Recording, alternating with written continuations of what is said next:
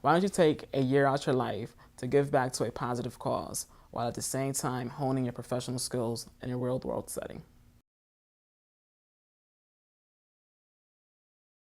Having been at the U of R for 4 years, I sort of thought I knew what Rochester was all about, but then this year being in the community and seeing what's going on, it's a different world than what I would have imagined.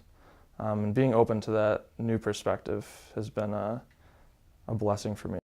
I think Rochester Youth Year does and probably will continue to keep students in the Rochester area because it exposes you to different areas of the city, and people tend to have a certain connotation of the city, and actually getting out there and working in certain neighborhoods and certain areas really kind of enhance your view of the city.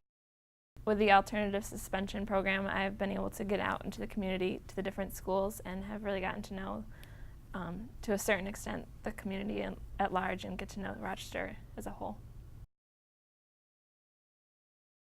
The reason I'm so invested in Rochester is because there are so many areas that just need improvement. I mean, it's the same everywhere, but because it's a small, large city, you can actually see where that improvement needs to be had.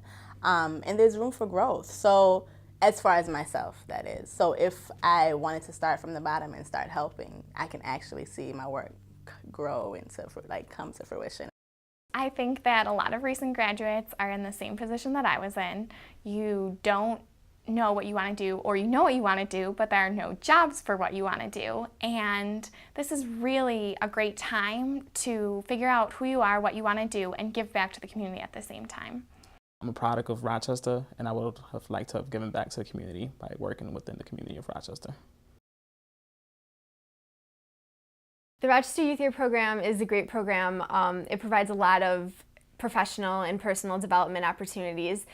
It connects the students involved or the graduates involved with different community organizations and helps us get to know what's going on in the community and learn more about the community and ways that we can be involved.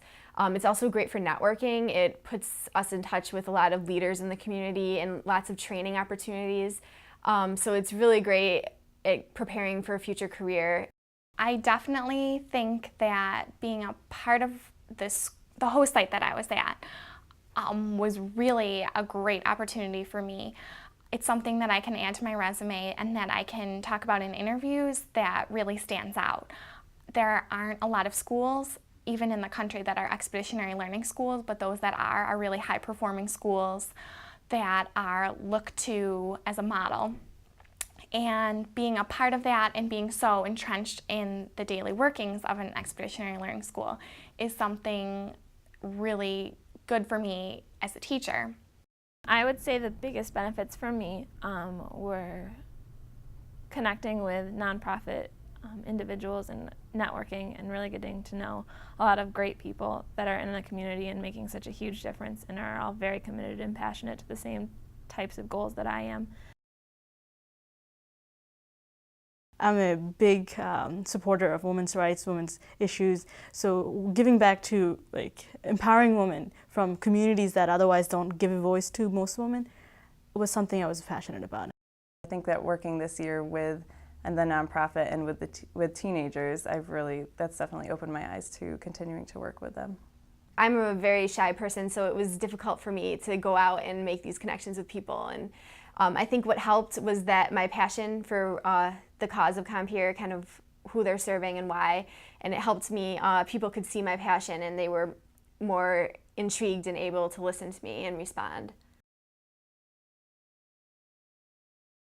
It's important to have youth-driven service programs because it provides them an opportunity or even just a gateway to become productive citizens of tomorrow and become civically engaged role models in their community. It shows how valuable volunteers are to especially nonprofit organizations, just because they are willing to make that time commitment for whatever organization they're volunteering for. So I feel like I've just noticed more about how valuable it is to volunteer and just what the difference that it makes for that organization.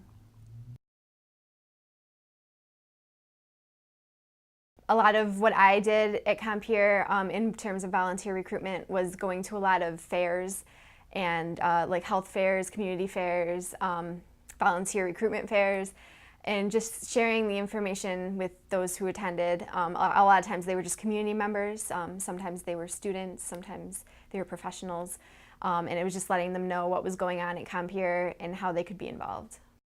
Volunteers play a true vital role in causing change and impact within the community.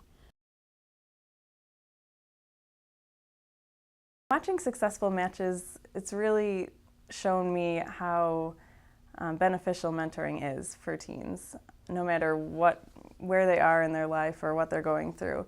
Mentoring, I hadn't had a lot of experience with it before. I had never really had a mentor, an official mentor, when I was a teenager, but just seeing how much they can really help the teen and just be there as a positive role model adult in their life, and where they might not have that adult who's really looking out for them. It just shows that even though it's frustrating and hard sometimes to recruit people who are willing to mentor and make that commitment, the matches that really work out are so beneficial and they really outweigh all of the negatives. We did a lot of field studies at Strong Hospital because we're doing a project on teen health in Rochester. I would also make partnerships with people in the community, invite experts into the building, and I also did a lot of resource development and raised over $10,000 for an overnight field study to Gettysburg. I'm usually in the forefront, and it's tough being a Youth Year Fellow.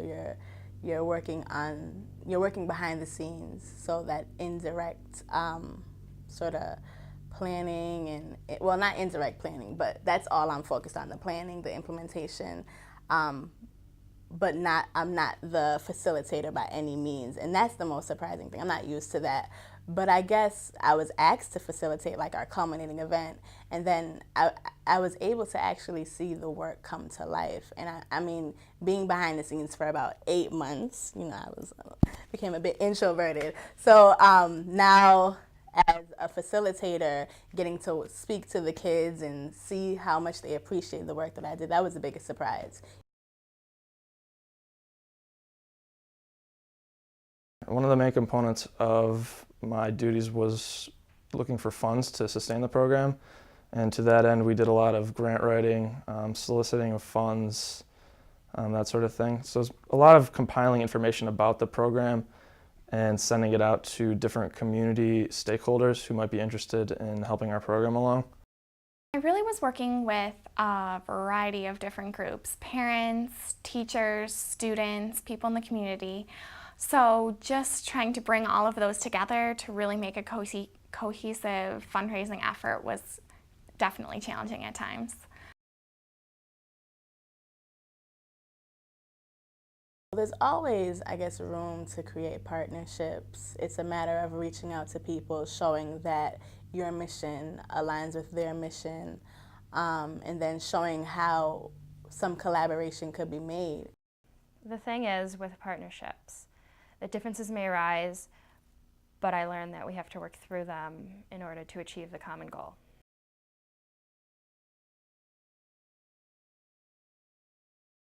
Building a relationship with the community is so vital to anything you do, even as a physician, even as an outreach worker. If you don't have a trusting relationship with the community you work with, they're not going to do much, and you are not going to be as effective as you can. It's kind of something that takes a lot of time, it takes a lot of effort. It doesn't happen automatically, but if you cultivate those relationships with people, I've learned that you get a much more positive response. Helping is not always about what you receive. So that's what I've learned while being at this nonprofit and working with other nonprofits as well. The group of women that I work with, they're so dedicated. They're not getting paid. They work, they have families, they have all of these things they're doing, but they're so dedicated to the community. They're coming to meetings, they're learning these stuff, and then doing outreach work on their own. It's like, when you meet people who really care, who want to make a difference, it kind of empowers you, inspires you to do more.